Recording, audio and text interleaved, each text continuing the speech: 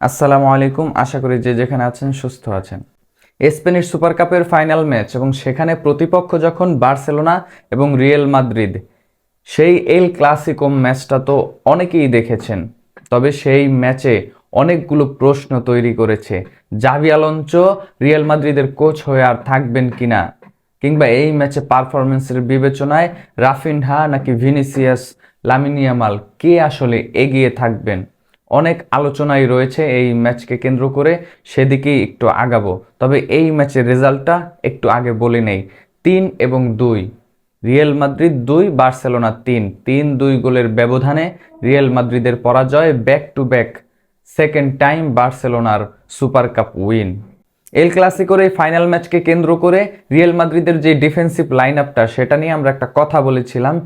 অভিজ্ঞ হ্যান্সি ফ্লিকের সামনে এই প্রথম ফাইনাল খেলা জাভি আলোনসো, তিনি কি এদার মিলিতাও এবং রুডিগার ছাড়া যে ডিফেন্সিভ লাইন আপটা, সেটা কি ধরে রাখতে পারবেন কিনা, কর্তোয়াকে আসলে তার ডিফেন্ডাররা সেফ রাখতে পারবেন কিনা রাফিনহা কিংবা লামিন ইয়ামালদের কাছ থেকে।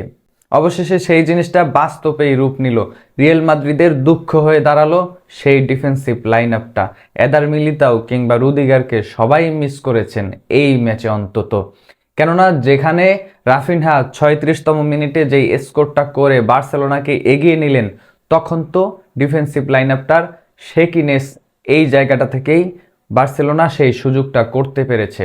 এর আগেও আরেকটা সুযোগ রাফিনহা মিস করেছিলেন, তবে সেটি তো বারে ফেলতে পারেনি। তিনি বলটাকে নিজেই লুজ করেছেন ডিসলোকেটেড শটের মাধ্যমে। সেই সময়টাতে থিবো কর্তোয়া 1-1 চ্যালেঞ্জে রাফিনহার কাছ থেকে বেঁচে ফিরলেও 36তম মিনিটে আর রাফিনহার ওয়াইডিস শটটা আটকে রাখতে পারলেন না।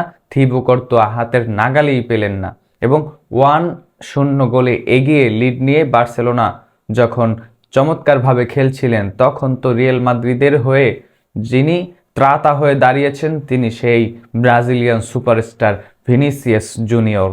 ভিনিসিয়াসের এমন দানবীয় স্কোরের পরে কেউ কল্পনা করতে পারবে কিনা এই ভিনিসিয়াস 16টি ম্যাচ ধরে তিনি গোল শূন্য, স্কোর শূন্য, যার নামের পাশে রিয়াল মাদ্রিদের জার্সিতে 16 ম্যাচ স্কোর নেই, সেই ভিনিসিয়াস এই ম্যাচে যেভাবে তিনি পারফরমেন্স করেছেন এবং স্কোরটা তিনি যেভাবে করেছেন, সিঙ্গেল হাতে সিঙ্গেল পায়ে তিনি গার্সিয়াকে বোকা বানিয়ে জালে বল জড়িয়ে দিয়েছেন। দুইজন ডিফেন্ডারকে যেভাবে তিনি ড্রিবল করে এবং আরও দুইজন ডিফেন্ডারকে তিনি কাটিয়ে যখন জালে বল ফেললেন, সেই বল গার্সিয়াও আসলে বুঝে উঠতে পারেনি এটি আসলে গোল হতে পারে।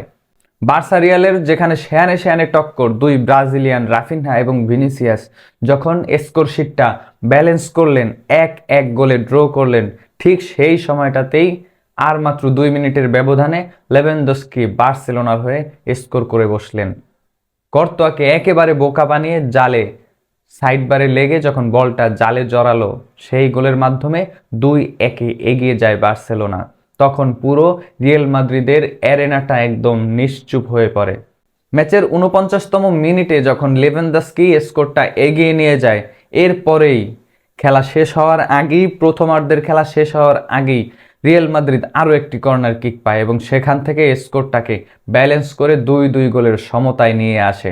যাকে বলে অ্যাবসুলেট এল ক্লাসিকো, সুপার কাপের ফাইনাল, এবং সেখানে রিয়াল বার্সার যেই এল ক্লাসিকো মহাযুদ্ধ, সেয়ানে সেয়ানে টক্কর, প্রথমার্ধে এভাবেই এগিয়ে যায় এবং এভাবেই প্রথমার্ধটা শেষ হয় 2-2 গোলের সমতায়। তবে ব্রাজিলিয়ান বয় রাফিনহার দিনে সেই স্কোরের ব্যালেন্সটা রিয়াল মাদ্রিদ আর ধরে রাখতে পারেনি। অবশেষে 73তম মিনিটে গিয়ে রাফিনহার সেকেন্ড গোল এবং বার্সেলোনা 3-2 গোলের ব্যবধানে এগিয়ে যায়। যদিও রাফিনহা আরও সুযোগ পেয়েছিলেন এবং যেভাবে তিনি শট নিয়েছিলেন, কর্তোয়া যদি সেভ করতে না পারত, রাফিনহা ব্রাজিলিয়ান বয় ফাইনাল ম্যাচে হ্যাট্রিক নিয়েই মাঠ ছাড়তেন।